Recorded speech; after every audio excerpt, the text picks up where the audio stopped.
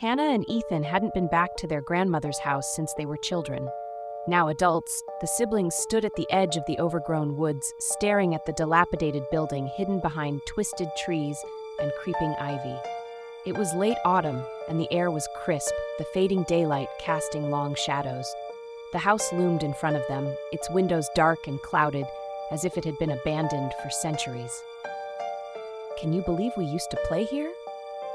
Hannah asked, her voice quiet, almost swallowed by the dense woods around them. Ethan shrugged, trying to seem casual, but the tension in his eyes betrayed his discomfort. "We'll be in and out. Just grab what we need and get it ready to sell." They entered the house, the door creaking loudly as they stepped inside. The familiar smell of dust and decay hit them instantly.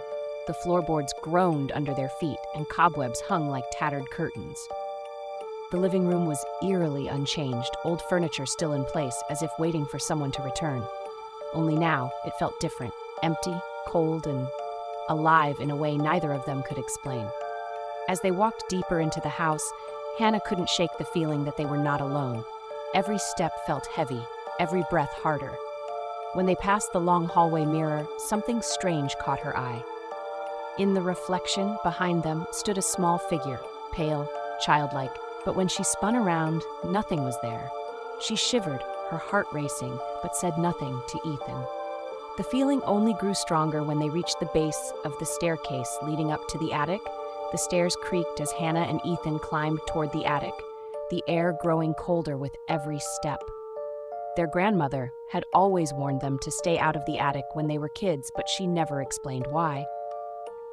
Now, as adults, they felt drawn to it, like something was waiting for them.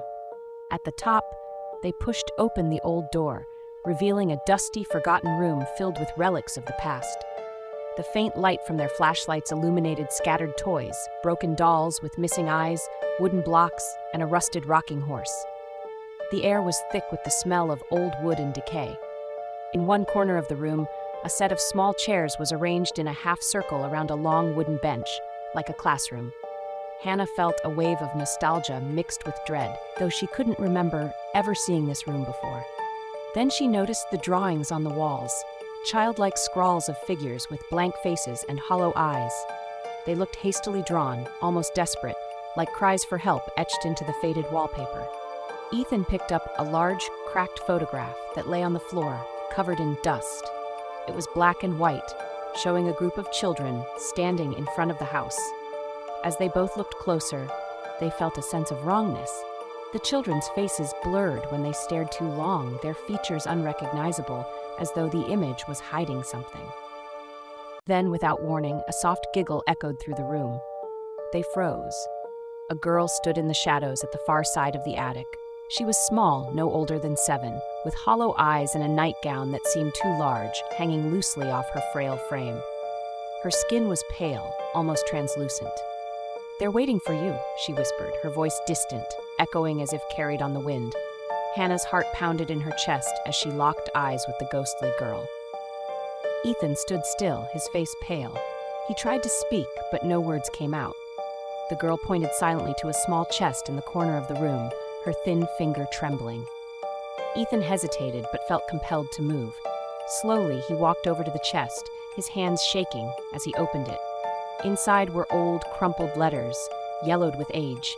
Hannah joined him as he pulled them out, revealing fragments of a dark history neither of them had known.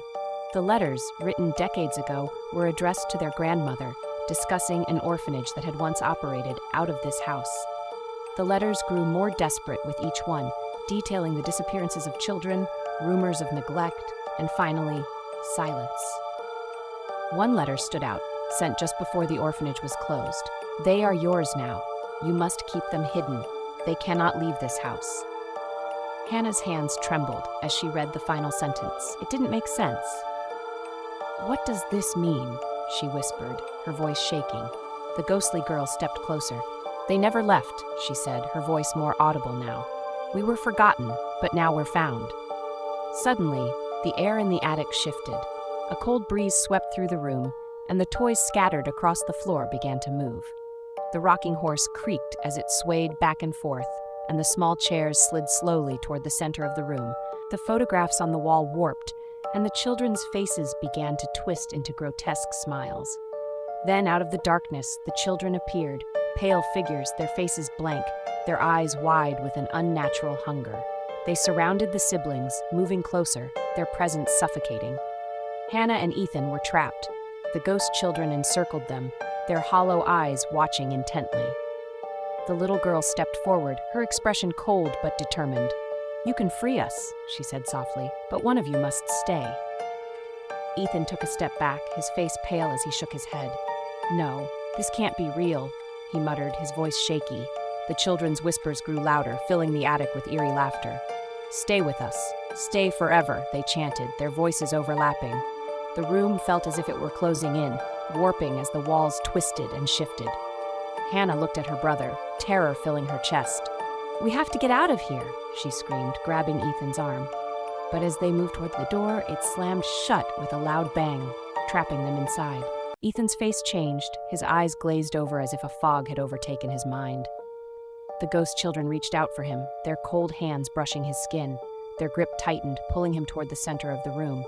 Hannah tried to pull him back, but he didn't resist. His body grew limp as the children's whispers grew louder. "Stay, stay." Tears streamed down Hannah's face as she screamed, "No, Ethan, fight it!" But it was too late. Ethan's body began to fade, his form dissolving into the shadows, consumed by the spirits. His last words, barely audible, echoed in the air. "Go, Hannah. It's too late for me."